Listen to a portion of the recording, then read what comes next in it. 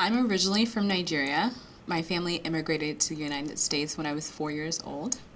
I now call Houston home because I grew up in Houston and all my fondest memories are there. I went to Baylor University, which is in Central Texas, where I studied economics. In college, I remember working with a professor who knew that because I was an immigrant to this country, coming from a country that didn't have as many opportunities, that I needed to challenge myself. He encouraged me to apply to internships. I interned for every single summer I was in college, and he gave me an opportunity to work on national research projects that he was working on. That totally opened my mind to what was possible. After undergrad, I taught for 2 years through Teach for America in Boston. I realized I wanted to learn more about education, so I didn't want to rush to Wall Street. I moved to New York for my graduate program at Columbia University, where I first started to explore the idea of what to do with my career. Some of my professional growth has definitely come out of the challenge of not being able to find work right after graduate school. I was super passionate, I was qualified, I graduated from a great school.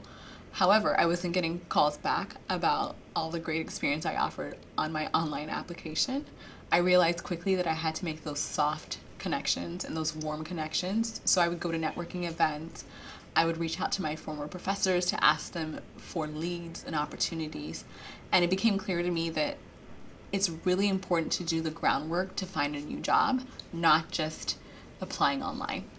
I got this job while working as a staff member for Teach for America. So the fellowship was completed. I then came back to work as a strategist for TFA.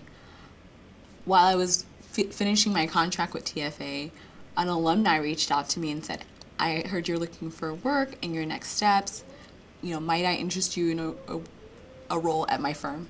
As I had mentioned earlier, I'd explored the idea of transitioning into finance. I knew that there's more opportunity for exposure with data science, a lot more technology and software options at big banks.